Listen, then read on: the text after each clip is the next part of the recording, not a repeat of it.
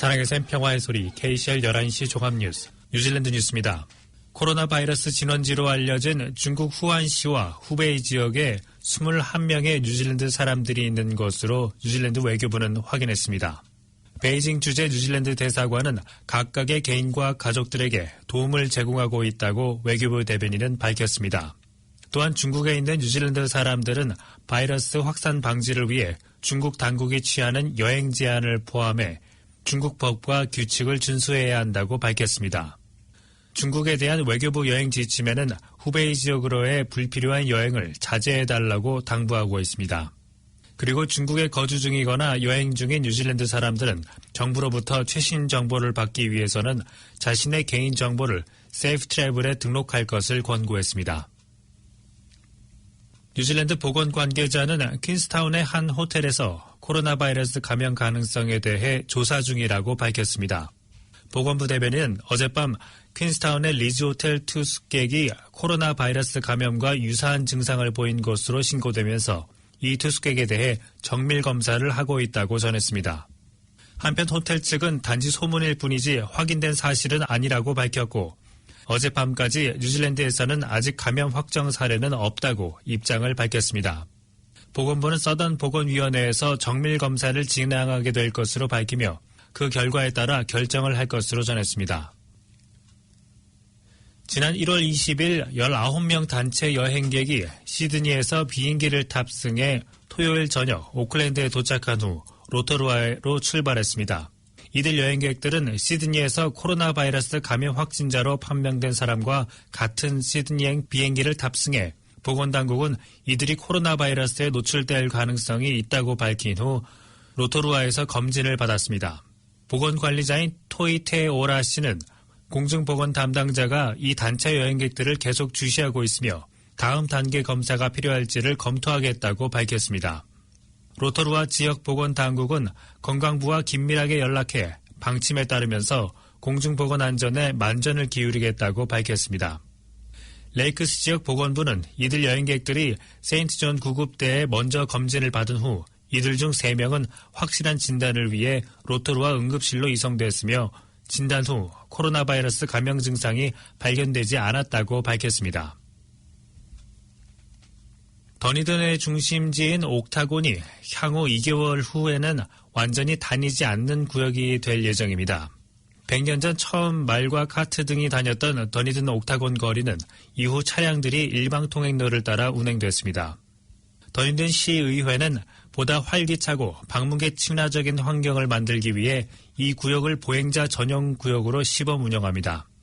더니든 시의회 설계자 캐서린 워드 회장은 더니든 커뮤니티가 수년 동안 변화를 요구해왔다고 말했습니다. 27일 월요일 아침부터 더니든 옥타곤 거리는 8주 동안의 시범 운행을 위한 작업이 시작됐습니다. 그러나 일부 비즈니스 운영자는 이러한 아이디어에 대해 긍정적이지 않고 카페를 운영하는 스티븐 윌슨은 차 없는 거리가 사업에 영향을 미칠 수 있다고 말했습니다. 또한 더니든 항구에 정박하는 크루즈 상박의 승객들이 일반적으로 옥타곤에 내려짐에 따라 관광 산업에도 영향을 미칠 것이라는 우려가 있습니다. 더니든 카운슬의 캐서린 워드는 모든 사람들을 만족시키지는 못할 것이라고 말했습니다.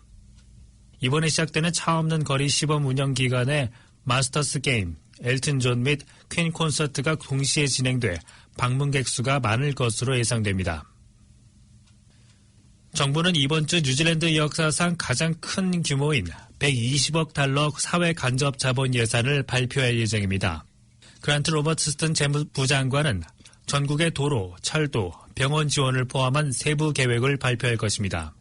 이는 정부 일반 사회 간접 자본 예산의 약 3배로 정부는 기록적인 낮은 이자율로 정부가 투자할 적정한 시기라면서 지난 목요일 1억 5천만 달러를 1.6% 이자율로 차용했습니다. 하지만 벌써 이 예산이 적재적소에 잘 사용될 것인가에 대한 문제가 제기되고 있습니다. 68억 달러가 배정된 교통 부분에서는 도로 관련 부분이 가장 큰 비중을 차지할 것으로 예상되지만 일부는 뉴질랜드 상하수도 시설 개선과 같은 부분에 투자돼야 한다고 관계자들은 밝혔습니다.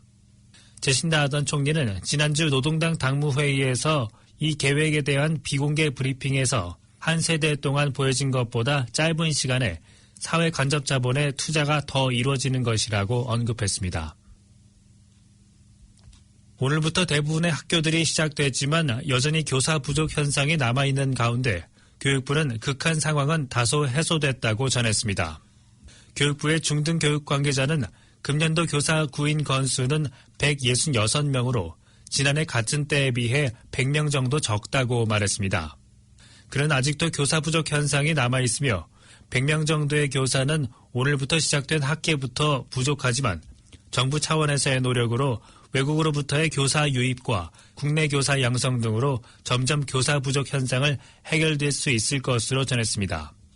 그러나 학생들과 직접 대하는 학교장들은 오클랜드 일부 지역에는 여전히 교사 부족 현상이 심각한 수준이며 외국에서 온 교사들이 그 자리를 메우고 있다고 하지만 여전히 정상적인 수업을 진행하기가 어려운 상황이라고 밝혔습니다.